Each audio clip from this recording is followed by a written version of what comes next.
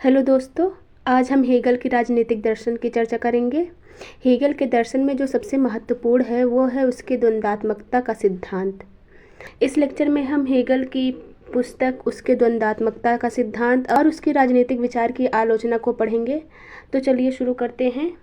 German दार्शनिक Hegel की प्रसिद्धि एक आदर्शवादी दार्शनिक के रूप में है। हेगल की रचनाओं में the phenomenology of spirit, the science of logic, lectures on philosophy of history, reason in history, philosophy of mind आदि प्रसिद्ध है। हेगल ने आदर्शवादी ऐतिहासिक सिद्धांत का विकास किया। हेगल का विचार है कि इतिहास द्वंद्वात्मक संघर्ष की एक निरंतर होने वाली प्रक्रिया है। इसमें प्रत्येक धारणा को एक विपरीत विचार वाली प्रतिधारणा का सामना करना पड़ता है। इन दोनों के मध्य होने वाले संघर्ष अंततः संश्लेषण तक पहुँचता है।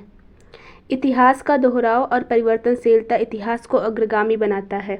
हेगल ऐतिहासिक प्रणाली का आधार बौद्धिक चिंतन को बताता है, जबकि मार्क्स के अनुसार ऐतिहासिक प्रणाली का आधार आर्थिक प्रक्रिया है। इसी ऐतिहासिक प्रणाली को हेगल द्वंद्वात्मक प्रणाली कहता है।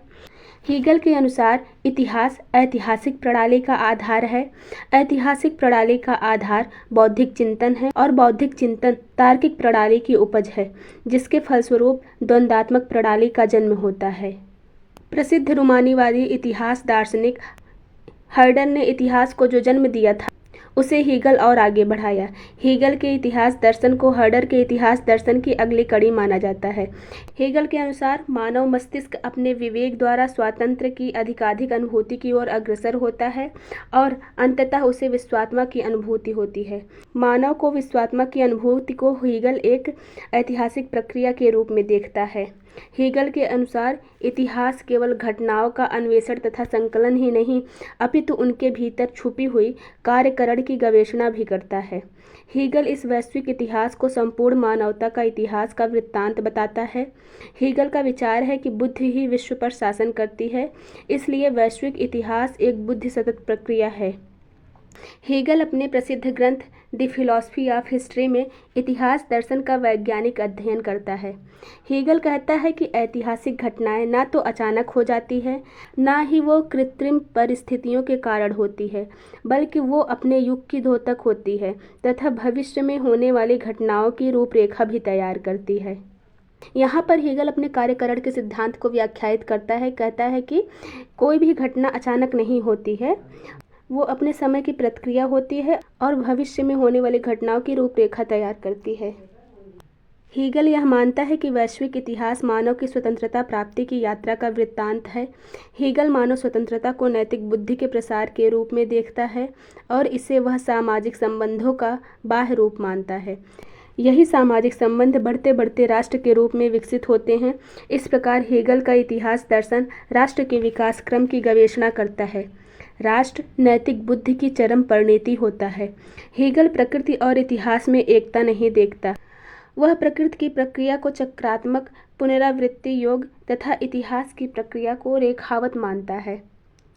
ऐतिहासिक घटनाओं में नवीनता पाई जाती है, जैसे कि एक युद्ध का स्वरूप दूसरे युद्ध के स्वरूप से भिन्न होता है।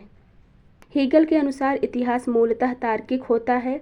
तार्किक प्रक्रिया के द्वंद्वात्मक और विरोधात्मक होने के कारण, अर्थात प्रत्येक वाद का एक प्रतिवाद तथा इससे जन्मे संवाद जो बाद में वाद का रूप लेता है और उसका प्रतिवाद के क्रम पर आश्रित होने के फलस्वरूप इतिहास की प्रक्रिया द्वंद्वात्मक होती है।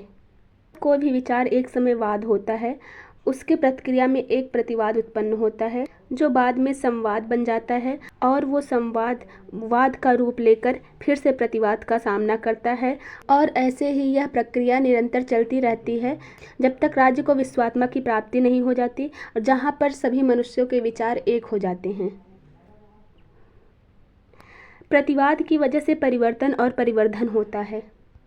हेगल की सामाजिक प्रगति की विधि द्वंद्वात्मक है, जो कि वाद, प्रतिवाद और संवाद के विचारों पर निर्भर करती है।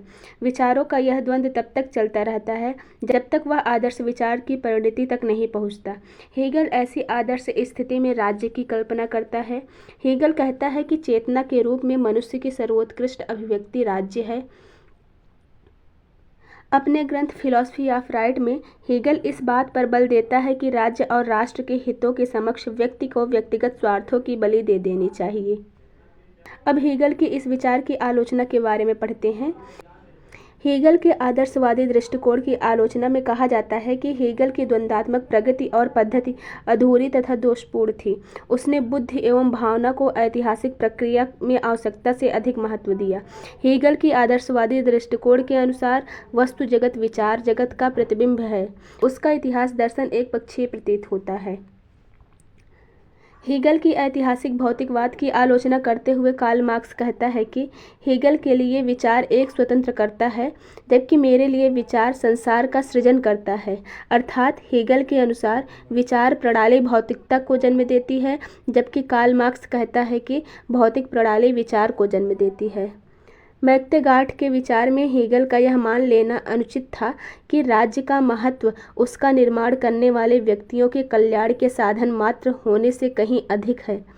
मैक्तेगार्ट की दृष्टि में दर्शन हमारे कार्यों के लिए हमारा बहुत कम मार्गदर्शन कर सकता है। अंततः हेगल के दर्शन की आलोचना में कहा जा सकता है कि हेगल ने राज्य की वेदी पर मनुष्य की अस्मिता की बलि चढ़ा दी।